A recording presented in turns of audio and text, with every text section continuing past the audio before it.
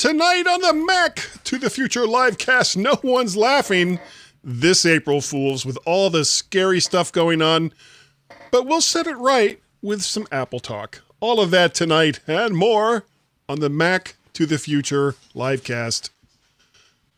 Go.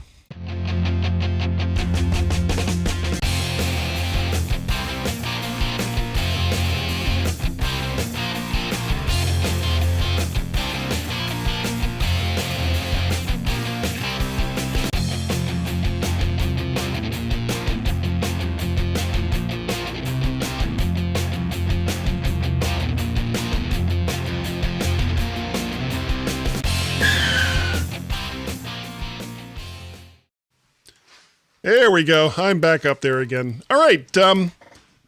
We got some stuff going on tonight. It's the stuff that is the stuff. This is the second week of the big stay-at-home shenanigans, though I did get outside today and went to work for a little while because I needed to, and then went grocery shopping. Isn't that exciting? Isn't that exciting, everybody? Ooh.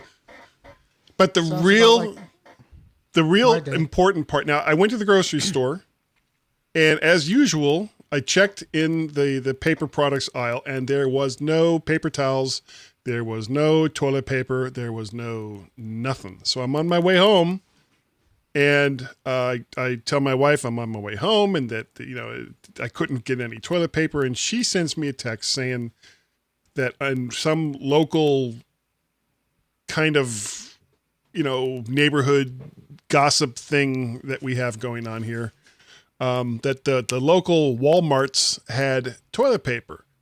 So I was like, all right, I'll go and check. And I walk in the door, and sure enough, much to my surprise, there was toilet paper. So I'm thrilled. I have toilet paper again. Yay! Actually, we had, I think like 4 or 5 full rolls.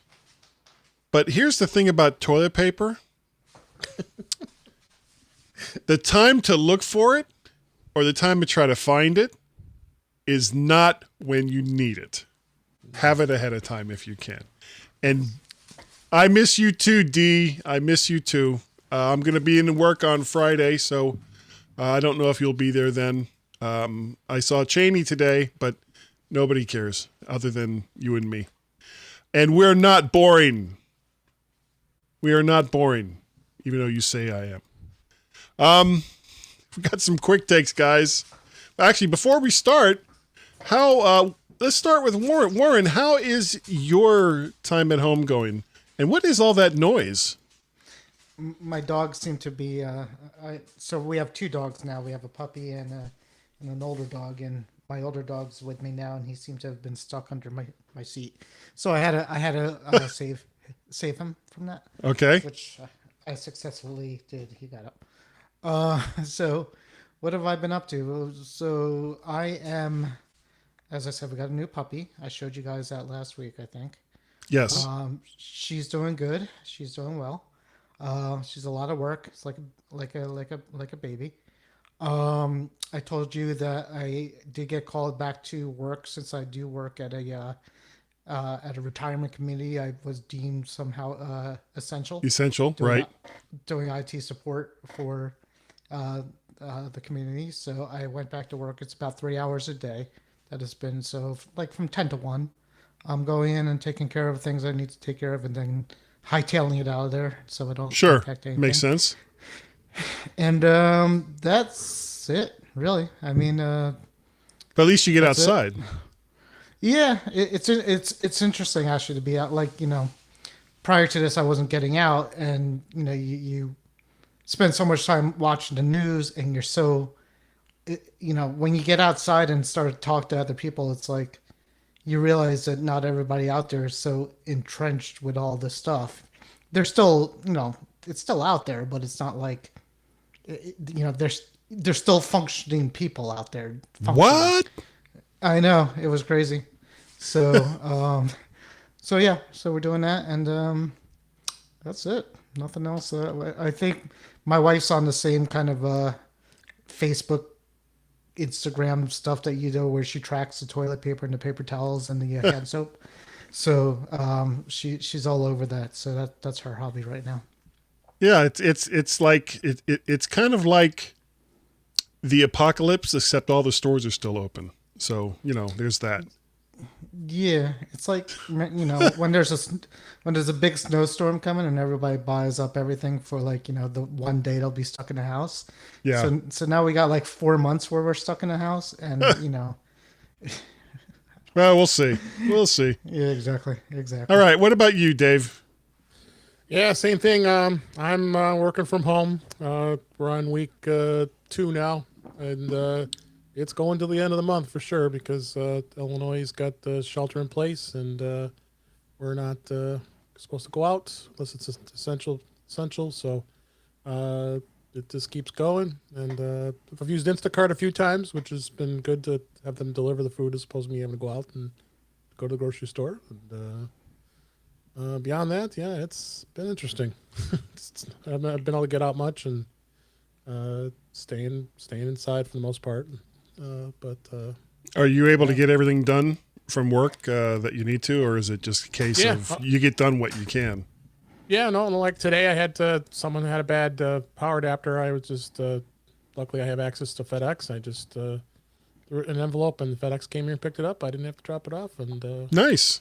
They got they'll have their plug by tomorrow, and I've got a lot of spare laptops on hand here, so I can easily do any type of swaps and that kind of stuff. So. All right, well, let's talk about some Mac stuff. I saw this. These are some quick takes. I saw this and I was I guess not surprised, but it just seems like these weren't out that long ago.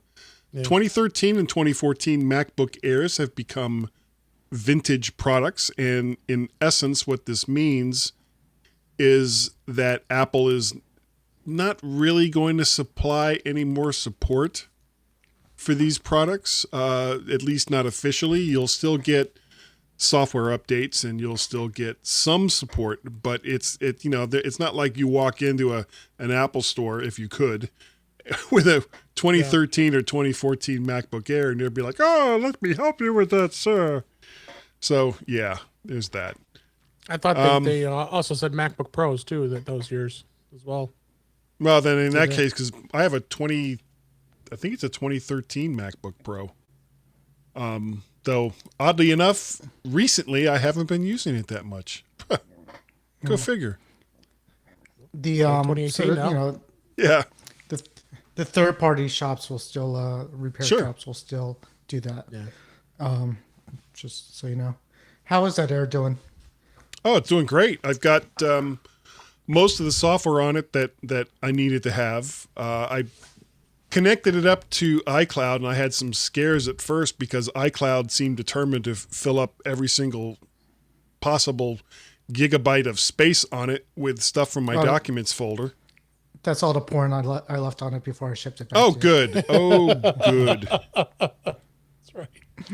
Take good care of my porn collection on iCloud. It's being put to good use. So it's working out. It's working out well. I like it.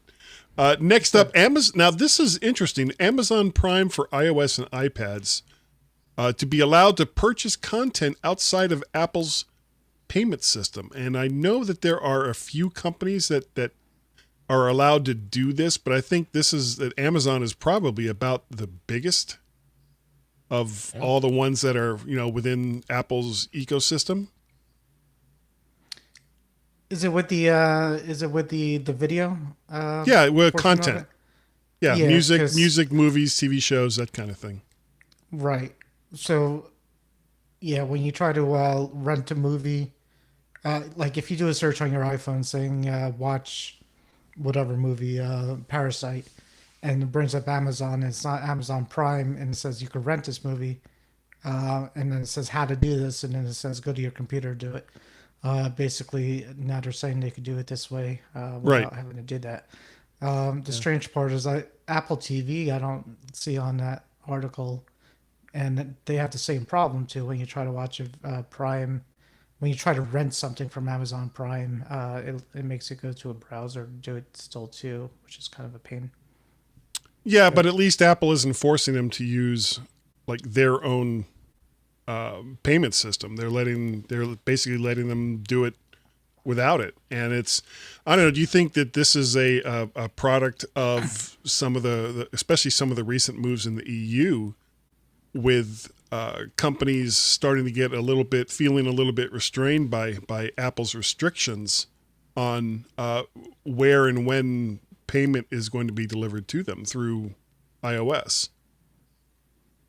Well, I think Apple's actually loosening up a little bit with this. I mean, that obviously they were always restrictive of any outside company like something like Amazon, the behemoth it is to do this kind of stuff. But Apple seems to be getting a little looser with this kind of stuff. They want to generate more business, and with the services that are out there, they're letting it out there. Yeah, but isn't this like part of their services that is making them money? It is, but now they're going to get a cut of whatever Amazon is selling because. But they weren't making money on it before because they weren't doing. Right. There was no way to rent through the app prior to this, and now there is. Now they are. So it's not like they're losing anything. They probably flooded out. I think maybe because everybody's home, watching movies and things like that. I think they've decided to just let it go for now. I think these companies are kind of in a giving mood, which is nice. You're starting to see a lot of free content come along, and companies are sort of getting more, cozy with each other. I think with the current situation, they're not trying to compete as much as just kind of get through this and then worry about making money after, especially these big, companies, Amazon, Apple, things. I mean, Sirius XM's giving away their online content for free for the next month and a half. There's a lot of companies being very generous with or trying to set it up so that where it's like, once you're hooked in, that you'll want to start paying for it, maybe. Well, of course. I mean, that's what any business is going to try to do. But they're taking, giving away from. They're giving it away to get people to check out the service and see how they like it. And meanwhile, while they're sitting at home, they get to listen to all this content for free. So a lot of these online companies, this is their time to shine. I mean, this is their time to kind of get out their product. A lot of these online services and media and streamings and everything. This is, we're captive audiences, seriously, for literally. For online stuff. And they got to do it right. I mean, we'll talk about Zoom on the in the main story, but that's a whole interesting situation going on with them too. Okay. Next up, March and April payments for your Apple Card can be deferred without accruing an interest penalty. I don't think this is so much Apple as it is Goldman Sachs, which is the holding company for Apple's credit cards. I guess trying to either encourage people to spend a little more online, or knowing that people will spend a little more online since they can't go out, or possibly, I at this point, especially when it comes to banks, I'm almost hesitant to say, well, what a good deed this bank is doing, because I've never run into many banks that seem to have had that particular kind of issue. It just doesn't seem like it. Goldman Sachs isn't the only one doing this. I mean, I've seen all these other credit card companies are offering it. But meanwhile, credit card companies are also cutting back on any 0% interest and any other deals on interest rates. So you got to be aware of that as well. But you can just go into the app, into the wallet, and there's a link there. You click it, and then it'll allow you to forgive a payment for a month and help you get caught up, because there's a lot of people out there who aren't working right now. They don't have jobs and need to have that break to save them, save a little bit as well, and the payments for that matter. So now it's 2 months, and basically, I did do this for last month just to test it, because I bought the error on the card to get the 3%. Easy enough. I mean, I think I just sent him a text, and I didn't even hear anything back. They didn't write back, and 5 minutes later, I got an email saying you're forgiven to pay your card for March. So there must be getting so many requests that they just do it. Yeah. Okay. Last quick take. Apple updates iWork and iMovie with iPad trackpad support. Now I haven't tried these yet. I'm still, and the weird thing is I've worked all day today, and then had to go in, so I didn't really have time to play too much. I was at home these days, I didn't have too much time to play with. You left the house? Yeah. Scooby-Doo. You left? Left the house? Sun out? Okay. Was it sun out? Was it sunny? Have either one of you tried the iWork programs or iMovie with iPad trackpad support? Do either one of you have trackpads attached to your iPads? Yes, and yes. I tried it, and it's pretty amazing. I'm thoroughly impressed of how you'll be able to highlight text very easily, or to get in pages and the numbers, and then in Keynote works real well.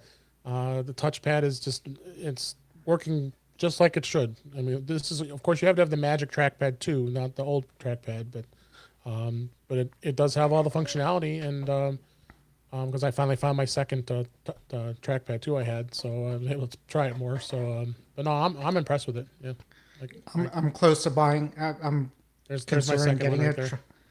Yeah, send me one because I'm thinking about buying one, but I keep holding myself back because I'm going to get that Magic Trackpad thing, obviously, when it comes out. So, the floaty, the floaty case. Oh, that thing will be mine. Oh no, here, It will be mine. 2. Yeah, well, I have none. That's all right. Well, that seems fair. Anyways. Yeah, I wouldn't. Have. Okay, let's move on to the main story. Now, you guys use Zoom, don't you? Oh yeah. When you record In Touch with iOS? Yeah, we do. Yep.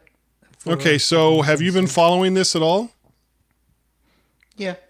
Okay, well, there's a website called The Intercept claims Zoom's ads claiming end-to-end encryption are misleading amid other claims that the company itself can access audio and video from Zoom meetings. With a lot of people stuck at home, Zoom is enjoying a resurgence for its platform and is bringing a lot of attention to the app. Zoom says they are offering end-to-end encryption when, in fact, according to the article, Zoom is using what's called transport encryption, which I've never heard of before, similar to the HTTPS web standard. In a nutshell, this means no one outside of your meeting can view the audio or video, with the exception of the company itself.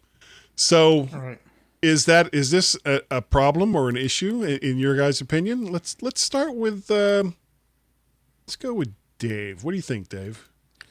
Yeah, it could be an issue. I mean, there's anything that comes to do with security. I mean, I know Zoom has been scrutinized a number of times with what they've done in the past. So I'm not surprised that it's happened. So, but we need to find out why and how they're doing this, and it needs to be fixed. I mean, I just don't see why Zoom has this happening.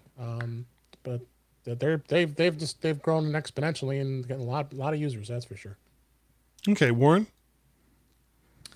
Yeah. So, from what I understand, is the encryption happens from point A to point B, but Zoom actually has the encryption key.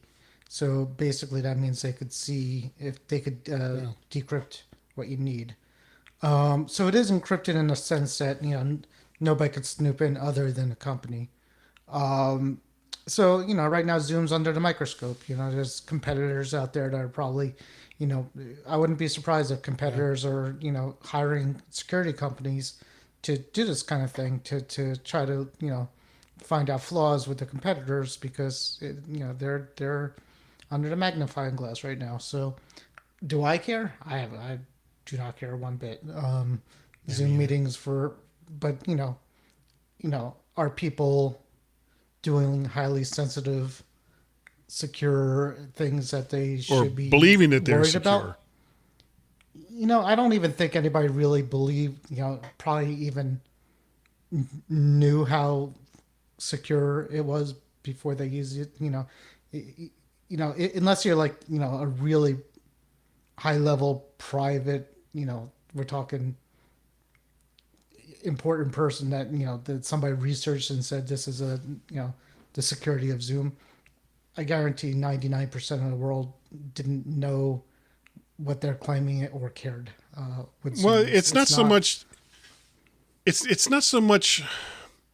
Like what we're doing here, or when you guys record In Touch with iOS, because we put these out into the public space regardless. Then we don't really care. But there are companies out there that have been using Zoom, believing that their virtual meetings or their conferences were private, and that's not necessarily the case. I'm sure nobody in Zoom was looking at these meetings. The only issue is if from what I understand, if the FBI is trying to subpoena them, they could actually pull those meetings and recordings and videos out.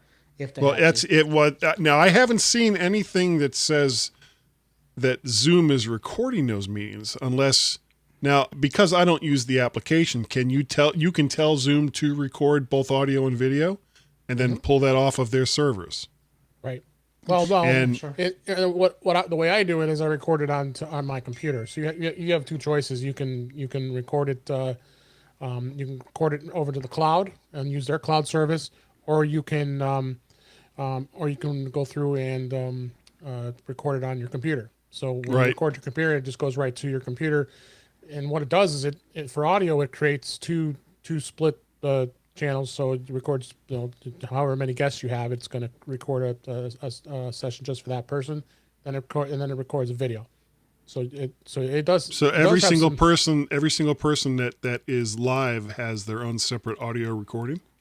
They have, yes. When you use their recording service, yep, and record it to your computer, each person will have its own track. That's actually pretty awesome. It is awesome. Yeah, but besides that, we don't know. Zoom might be recording everything on their end for all we know. It could be. I mean, who knows? They offer. I doubt they are. Yeah. I mean, they offer. I think the con I have is got 1 gigabyte of storage, so that's not much, especially for video. But it does. I mean, that's the amazing thing with their program is it allows recording of all that for you without having to do it afterwards in post. Right. Now, as far as quality, go ahead. I bet they actually record everything whether you ask for it or not, because I bet there's a lot of people that say, "Oh crap, I did this whole thing I wanted to record and I didn't record it. Is there any way I could get that back?" And they might have a method to get that back. That's definitely a possibility. It's possible. Sure I don't know if it's probable. That would be something I'd be a little leery about. Not keep it, but just like as a temporary kind of like a backup, just in case somebody needed it. But in any case, my point is I don't think a lot of people care that much. I think the problem is Zoom's claims of encryption. Something. Yeah, they should have just been more, and they probably transparent. Yeah, I'm not even sure. Well, the thing is, when you claim that you're providing end-to-end encryption, but there's a back door that's directly into the company itself, there's a lot of people that are going to look at that and say that this is an issue, that this is a problem, that this is misleading and false advertisement. And I think that's probably what's going to end up being the bigger part of the story. Not so much that Zoom is doing it or that Zoom could do it, is that it just in that their claims of encryption beyond outsiders trying to look in are looking like they're false. That it's just a bunch of BS. And this is where I think the problem is going. This is where the story I think is going to go. I think it's just going to die out. They'll say they fixed it and that will be it. Yeah. I don't know. If I look at the chat room, my wife decides to go in and says, "I better stop using Zoom." Then Warren, when you said that, so she does have and this is what everybody's doing now with Zoom. She has her friends that she gets into a conference with them. They have their 40 minutes of of time for free, and they get together, and it's fun to watch because you're watching these people, and I know lots of people are doing this. Is they're going through and having these great meetings with their friends that they don't normally get to have a chance to do it. I mean, I'm doing it now with work. I mean, we would only have like once a week meetings, but we're doing it in Microsoft Teams, but same basic concept. I mean, I'm loving it. And I said, why haven't we done this in the past? Because we're all talking each day about what's going on in our respective offices, and we all do the same job. So instead of it being once a week, we're doing a daily check-in, which is, I think it's fun. And I think part of it, we're always maxing an hour out to it. So I think that part of it is that up until now, people haven't had to do that. They're all in the office together, so that's where they would have meetings. And now this is kind of put none of us are for the most part. This has now put the emphasis on doing virtual meetings and connecting up via the web. And it's like in my particular case, I keep trying to push people because we use Microsoft Teams as well. Yeah. And people are still sending emails back and forth. And it's like, why are you doing this? You've got everyone is hooked up into Microsoft Teams. It's we have our entire database of users that's kind of built into it. So anyone that works in our company can look up somebody else and talk to them immediately. So why do that instead, or why not do that instead of just talking over email, which is such a static and almost outdated concept, it seems these days. What you have to understand is we are spending most of our lives right now, everybody as a world, pushing our life through the internet. So whereas, before this virus hit, that wasn't the case. So are we going to find issues with that?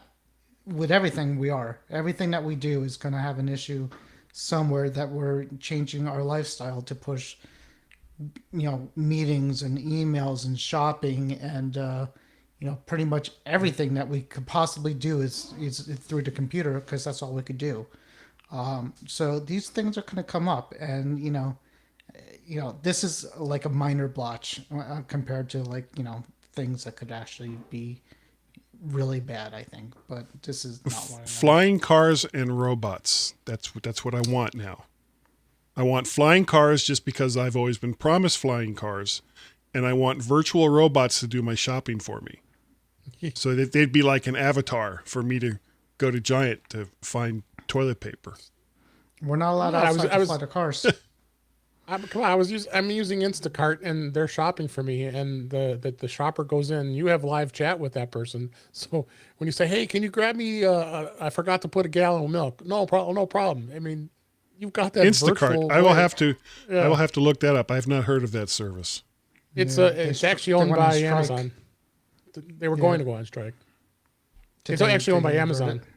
Okay, I'll have to check that out. Right. So let me ask you that. So all of a sudden, if you start using Instacart and you start getting not emails, but ads on Amazon or somewhere saying, "Hey, Dave, we noticed that you like Nestle Quick milk," because they got that information from Instacart. It happens all the time. Is that going to bother you? It's going to happen. Nestle Strawberry Quick pre-made. There you go. Awesome. No. I drank that when I was a kid. If they could just work it out so that they have Krispy Kremes, that's all I need. That right there. Strawberry Quick and Krispy Kreme donuts. That's good stuff. And I started making bread too. My wife and I have had a bread maker for probably 15 years. Big blob. It didn't look like bread. It looked like a it was delicious. It was delicious. It was a 2-pound loaf, and the little, I know it's completely off subject here. The little cart that's inside the bread maker that it needs it and everything else, and then but it's not that large, so the bread just starts going up, almost Frankensteinian, in concept. And when I pulled it out, I kind of had the same reaction. It was like, okay, well, this is really, really tall bread. So what you end up doing is you cut a slice and then you cut that in half, and then you have like regular sandwich style bread. That was good. It was really, really good. As a matter of fact, I made that 2 days ago. It's almost gone already. So I'll be making more bread tomorrow. All right. Excellent. Moving on from bread, Apple weather. buys Dark Sky. The popular weather app Dark Sky has been bought by Apple. So what? You say? Yes. Hey, well, there's lots of people, especially Android users, that aren't very happy about it. Dark Sky's API was being used by many different apps like Carrot Weather, DuckDuckGo, Microsoft, Google Chrome's weather extension, Yelp, and many more. With this purchase, Dark Sky has announced they are no longer taking on new signups and will officially stop working for other apps in 2022. So I'm guessing we are going to see the technology behind Dark Sky is going to be incorporated into iOS, for at least as far as weather goes.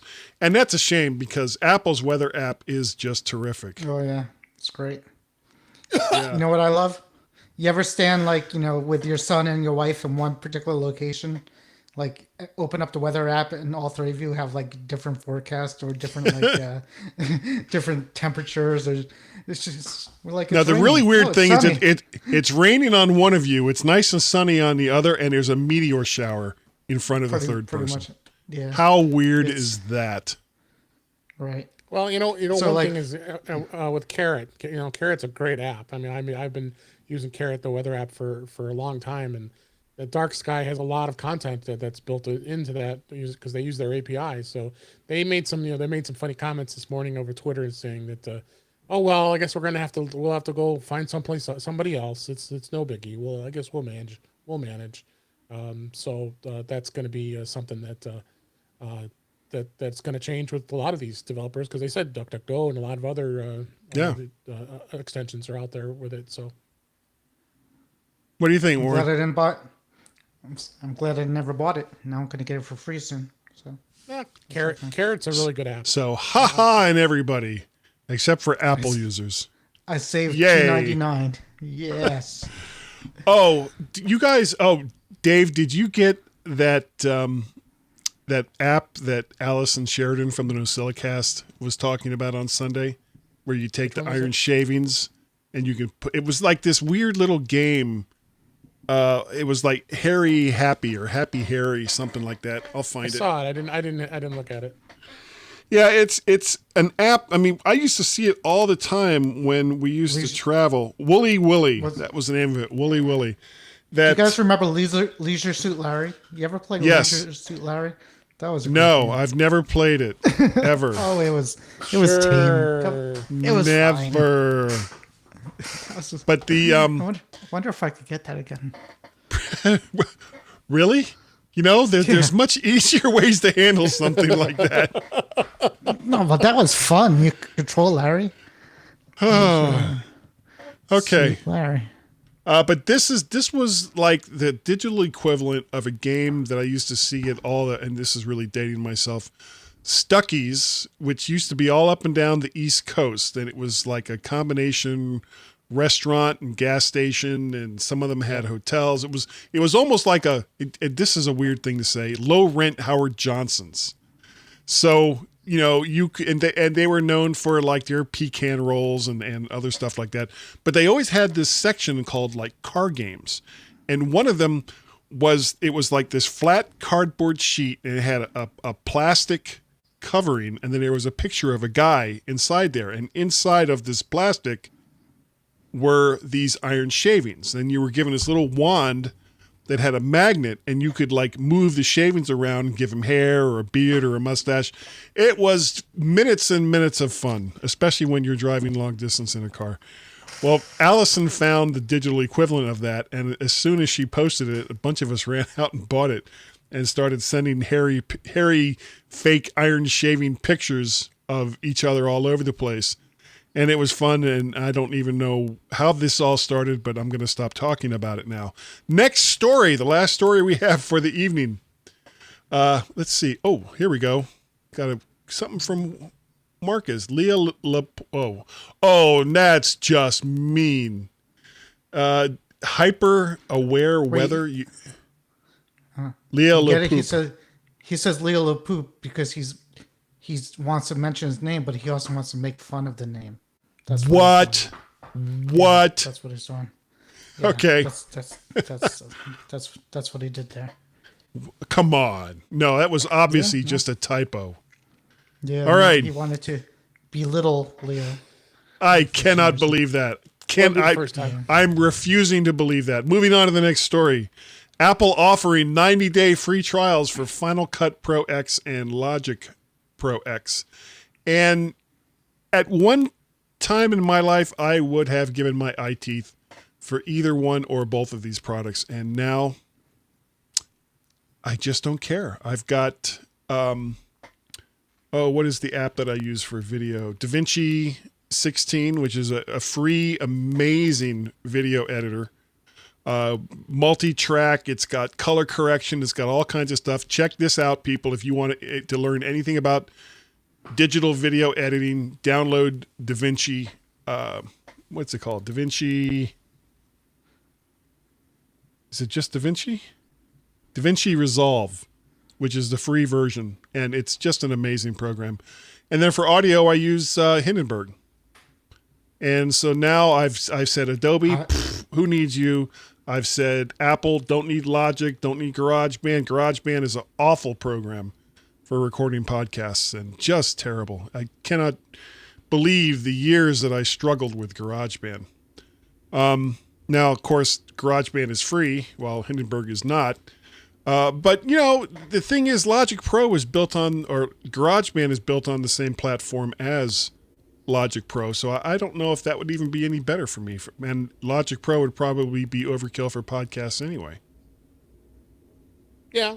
I've been using GarageBand since I started doing the podcast, so, and it's been okay for me. I've got it down to a science, but But you record separately. You don't actually record in the app, right? You import your audio into it. No, I import. I use it as just purely an editor. I'm using the Audio Hijack as my primary. So, okay. So I just bring all the audio into that as far as audio goes. I just thought it was, the reason I brought this up, I just thought it was interesting all these years, because both these products are not they're very expensive. I mean, Final Cut Pro, I think is $300. $300. I mean, I have it. I have a license for it, only because and Logic is $200. Yeah, I wanted to learn Final Cut Pro because it's just it is a good app, and Logic Pro, it's over the top. I mean, it's not anything that for a podcaster would be anything worth anything. But hey, what the hell? I get 90 days now to play with it, which I've never had to be able to play with it before. So, and it's nice. You just go right to Apple's website. They have a link, download it, and you're in. I mean, I'm very very surprised they did that. Well, if you're interested in digital video and digital video editing, check out DaVinci Resolve. Yeah, it is an amazing program. There's DaVinci Resolve 16 and DaVinci Resolve Studio 16. I think the Studio is the paid one. Yeah, it's the paid version. I haven't needed it. Yeah, it says HD grading, film grain, blur, and mist specs. Okay, and you know what? If I was making a movie, then I might care about using those things. But I use it to edit Mac to the Future. Go, and it's basically just chopping off the beginning part from where we're setting up and chopping off the end part after the closing credits, and then just keeping everything in between and maybe doing a little bit of audio correction. But other than that, it's I'm good. Our company's Blackmagic Design. Check it out. And they make some. And Blackmagic Design is well known in digital video circles. All right, well that's all I got for us for tonight, guys. Is there anything else that you guys wanted to talk about before we hang it up? Nope, I think we did. No, are we good tonight? All right. Well, this stuff, sounds good to me. Let me ask you something here, Warren. If people wanted to get a hold of you, how would they do it? With the hair. Oh, I don't. Yeah. Oh. Thunderbolt and lightning, very, very frightening. I'm thinking about shaving it off. How would I look with it shaved off? All I can tell you, my son Peter just completely shaved his head, and it was frightening. I'm thinking about it, but I'm not brave enough. I'm not going to do it. No, and my camera's not on me at the moment. I don't really worry about those things anymore. Yeah, I could do that too. Anyways, you can find me on Facebook, Matt to the Future website.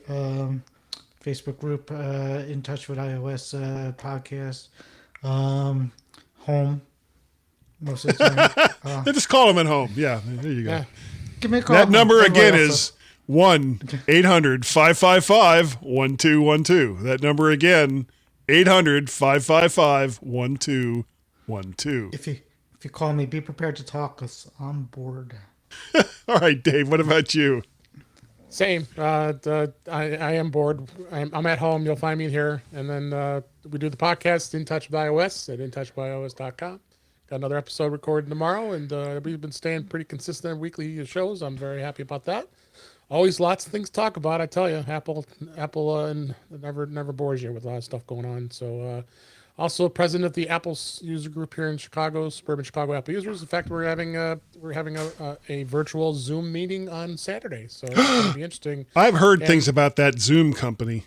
Yeah, and we bought the webinar tools, which I started to play with, and I'm actually really impressed with these webinar tools because I can keep control. No one can turn their cameras on. No one can turn their audio on. People have to raise their hands when they want to ask a question. It's not Really, I'm going to have to look that up. Yeah, I've been trying to figure out a way to do like live calls and all the rest of that for years. I've been struggling with that, and I cannot find a way to do it that doesn't cost an arm and a leg. It's it's an extra $40 a month, so it's not. Okay, see, that's an arm and a leg. Yeah. That's well beyond an arm and a leg. All right. Yeah. If Dave G65. if you'd like to help support the things that I do, because it does cost an arm and a leg, you can help support me by going to patreon.com/MacParrot. You can go to coffee, ko-fi.com/MacParrot. And you can go to paypal.me/MacParrot. And I have two, not one, but two Twitter accounts. One, of course, is Shocker, Mac Parrot, and the other one is Vert Shark. You can also find me each and nearly every weekend on the MyMac.com podcast with Gazmaz. We are coming up on show 800, I think, in like 4 or 5 shows. We're not doing anything like special for it because it's not our 800th show. We just did our 500th show extravaganza, and I think we're kind of burned out on anniversary shows. But we'll probably go, wow, 800 shows, and then move on. We'll have 100 pretty soon for me. So yeah, it's exciting. And then by the time you get to show 300-400, you'll be like, oh, how long have I been doing this again? Yeah. That's the way it works. What else? Cooked up in the house. Yeah, of course we do the Mac to the Future live cast. You can find that. You can find a edited version in video of this over on YouTube, where you can like, share, subscribe. There we go. Like, share, subscribe, and I guess that's about it. The audio version of this show will be available through Podfeet, through the podcatcher of Podbean, podcatcher of your choice. It'll be under the Guys Daily Drive RSS feed, and gosh, I think that's about it, guys. I'm so confused. Just make yourself comfortable, Warren. Yeah, are you comfy? Yeah, me too. All right, well that's gonna do it. That's gonna do it for tonight. Working's hard, man. 3 hours. Yeah. A day, oh my God, how do you manage it, Warren? I don't even know. Oh, this chair! Getting in and out of this chair is such a pain in the ass. Really? All right. I need the couch. All right, everyone, we're going to head out. Thank you all so very, very much for joining us tonight on Mac to the Future Livecast. Go. And hopefully we will see you next week. Say goodnight, everybody. Good night, everybody. Good night. Good night, cutting everybody. out. Oh! Yes.